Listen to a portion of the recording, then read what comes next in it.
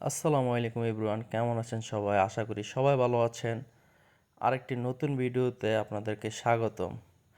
এই কয়েকদিন কুরবানি ঈদের আগ পর্যন্ত আপনারা একটু গরুর দেখার ভিডিওগুলো একটু বেশি দেখবেন, কারণ বুঝতেই তো পারছেন সামনে কুরবানি 3-4 দিন পর। আর এখন তো গরুই থাকবে, এটাই স্বাভাবিক। আর আমাদের ছেলেদের আবেগ ভালোবাসা আরেক নাম গরু। তো আজকে আমার ডাক্তার ফ্রেন্ডের ইনভাইটেশনে চলে গেলাম ওর ফার্মে। ওর ফার্মের সিস্টেমটা হলো, ও আসলে এখানে ইনভেস্ট করছে যে যেই দুইজন লোক, একজন লোক দেখতেছেন, এখন আরেকটা লোক আসবে, ওই লোকের বাবা, যারা গরু দেখাশোনা করতেছেন তাদেরকে আমার ফ্রেন্ড 60টা গরু আপনার দিয়ে দিয়েছে দেখভাল করার জন্য। তো এটা লাভের অর্ধেক টাকা নিবে যারা কাজ করছে তারা, আর অর্ধেক টাকা নিবে আমার ফ্রেন্ড। আমাদের গ্রামে এভাবেই গরু দিয়ে থাকে আর কি। অনেকে এটা বলে বাগি, অনেকে সিঙ্গেল গরু, যারা একটু আর্থিকভাবে দুর্বল, যারা একটু গরু পালে তাদেরকে এভাবে দেয় আর কি। তো আমার ফ্রেন্ড এভাবে দিয়ে রাখছে, এটা ফ্রেন্ডের ফার্ম বলতে গেলে, তাদের দুজনকে রাখছে আর কি। তাই একটু ডিটেলসে কথা বলে ফেললাম। তো আসলাম আমরা ওর ফার্মে, প্রথম আসলাম। তো আসার পরে আপনার এখানে প্রায় 60টা গরু, আর সবচেয়ে বড় কথা হলো ওর সবগুলো গরু দেশি গরু আর অনেক সুন্দর গরু। তো এখানে আমার একটা গরু অনেক পছন্দ হয়েছিল, যে গরুটা এই যে আমরা এখন দেখতেছি। এটা তাদের দাবি এটা হাসা গরু। আমি যতটুকু জানি হাসা গরুর চোখের এদিক দিয়ে আপনার একটু সাদা থাকে, তারপরে হাসা গরুর পায়ের খুরাগুলো একদম টোটালি ফর্সা হয়, সাদা হয়। তারপর আরও অনেক কিছুই মানে একটু সাদা টাইপের থাকে সব কিছু, শিংগুলো অনেকটা সাদা টাইপের থাকে। কিন্তু এইটার শুধু পায়ের খুরাগুলো আপনার একটু সাদা দেখলাম। এখন আপনারা যারা অভিজ্ঞ তারা জানাবেন আসলে ওই গরুটা কি হাসা ছিল কিনা। আর আমাদের এক ফ্রেন্ডের জন্য এই যে গরুটা শুয়েছিল ওইটা দেখতেছিলাম। ওইটা দেখতেছিলাম। তো ওই ফ্রেন্ডও আসছে, ফ্রেন্ড বিজয়, আপনারা এর আগে দেখছেন। তো ওই ফ্রেন্ডও দেখতেছিল। তো দেখার মধ্যে তো বলতেছিল নাইফে তিনটা তিনটা গরু চয়েস করছে, তিনটার মধ্যে যে কোনো একটা ওর জন্য দেখতে। তো আমার আসলে মাঝখানে গরুটা বেশি পছন্দ হয়েছে, কারণ মাঝখানে গরুটা সব কিছু দিয়ে পারফেক্ট। ওর যে বডি, ওর যে চুজ, সব কিছু, ওর যে গায়ের কালার, আলহামদুলিল্লাহ সব কিছু ওভারঅল অনেক ভালো। আমরা ছেলেটির কাছে গরুগুলোর দাম জানতে চাইলে সে সঠিকভাবে দাম বলতে পারে না, এবং ও বলতো ছিল না, কারণ ও সঠিক দাম জানে না।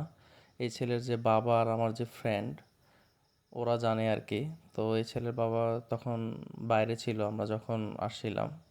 তো ওই লোকের জন্য আমরা অপেক্ষা করতেছিলাম, ও কখন আসে, ওই লোক আসলে ওই লোক থেকে আমরা দাম জানবো আর কি। তো এর ফাঁকেই গরুগুলো দেখতেছিলাম, গরুর লালন পালন সম্পর্কে আমরা জানতেছিলাম। কারণ আমার অনেক শখ গরু পালা, যদি ভবিষ্যতে যদি আমার কোনো সময় আল্লাহ তৌফিক দেয়, তো আমিও এভাবে গরুর ফার্ম দেওয়ার আমার ইচ্ছা আছে। প্রথম দিয়ে আপনার ছোটোভাবে শুরু করার ইচ্ছা আছে, দেন আল্লাহ যদি কবুল করে অনেক বড় ফার্ম করার আমার ইচ্ছা। প্রথম অবস্থা আমার নিজেরই ব্যক্তিগতভাবে দু একটা গরু পালার আমার অনেক ইচ্ছা। তো মানুষের অনেক ইচ্ছা থাকে, অনেক শখ থাকে, অনেক আকাঙ্ক্ষা থাকে। তা আমার এর একটা ইচ্ছা আর কি। প্রথম অবস্থায় আল্লাহ ইনকামের পরে যদি আল্লাহ যদি সুযোগ দেয়, তো ইনশাল্লাহ গরুর ফার্ম করব আর কি। এই জন্য গরুর প্রতি আমার অনেক ফ্যাসিনেশন। কোথাও গরুর তথ্য জানলেই, মানে গরু আছে, গৃহস্থের গরু যেটা আমাদের এলাকায় বলে, তো জানলে আমি যাওয়ার চেষ্টা করি আর কি, গরু দেখার জন্য। গরু কিনি না কিনি, গরু মানে দাম বেশি হোক কম হোক, আমি দেখতে চলে যাই আর কি আমার সাথে দু একজন ফ্রেন্ড নিয়ে। তো এরকমভাবেই আজকে আমাদের ফ্রেন্ডের ফার্মে আসলাম। এখন পর্যন্ত সবগুলো আমরা পরিচিত লোকের কাছেই গেছি গরু দেখতে। তো এর ফাঁকে বলতে বলতে, আপনার কথা বলতে বলতে, গরু দেখতে দেখতেই ওই মুরব্বি চাচা চলে আসে আর কি। তো মুরব্বি চাচা, আমি আমার মতো করে গরুর আমি ইউটিউবে কতগুলা দেখছি টিউটোরিয়াল, গরু কিভাবে চিনবো ভালো খারাপ, আমি দেখতে গেছিলাম। তখন চাচা আমার এগুলো দেখে চাচা হাসি দিয়ে চাচা বলতেছিল, ভাতিজা আমি তোমাকে দেখাই দিই কিভাবে গরু চিনবা সঠিক ওয়েতে তুমি। তো চাচা আমাকে অনেকগুলা নিয়ম শিখাইতেছিল, এর মধ্যে আমিও আপনাদেরকে বলে দিই যদি আপনাদের উপকারে আসে।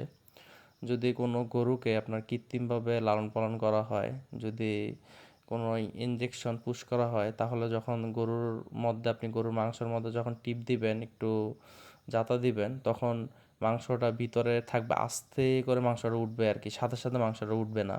মানে এরকম হবে। আর যখন তাজা গরু যেটা একদম ন্যাচারালি লালন পালন করা হয়েছে, ওইটাতে জাস্ট আপনি থাবড় দেন আর জাস্ট আপনি টিপ দেন, যাই করেন না কেন, মানে মাংস যদি আপনি টিপ দেন সাথে সাথে উঠে যাবে আর কি, ওইটা আস্তে আস্তে উঠবে না অথবা লেগে থাকবে না।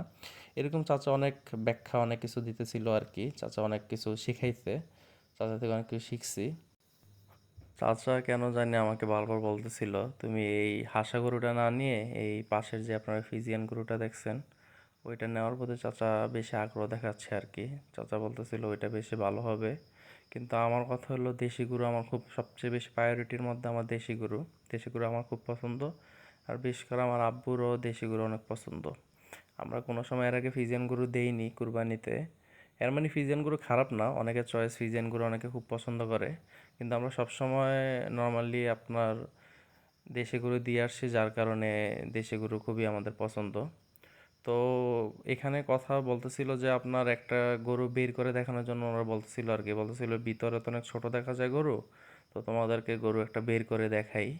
তো আমরা যেটা ছোট গরু একটা চয়েস করছিলাম, ওই গরুটাই বের করে বের করে দেখানোর কথা বলছিল, কিন্তু আমরা বলতেছিলাম এগুলো বাঁধা গরু, তো এগুলো যদি আনে কন্ট্রোল না করতে পারে, এগুলো এত ঝামেলার দরকার নেই।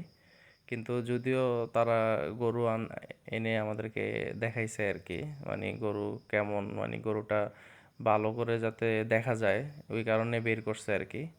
তো আমরা না বলার পরও বের করছে ওনাদের আন্তরিকতার কারণে। তো বের করছে, আমরাও গরুটা আলহামদুলিল্লাহ দেখলাম, অনেক ভালো গরু। তারপরে চাচাকে দাম জিজ্ঞেস করাতে এক হাসা গরুটার দাম চাচা 1,70,000, আর আপনার যে ছোট গরুটা এটা 1.5 লাখ টাকা চেয়েছে। তো আপনারাই বলুন দাম কি বেশি হয়েছে, বেশি বলেছে না কম বলেছে। এরপরই বাসায় চলে আসলাম, আকাশের অবস্থা খারাপ। সবাই জানাবেন ভিডিওটি কেমন হলো, আপনাদেরকে অসংখ্য ধন্যবাদ।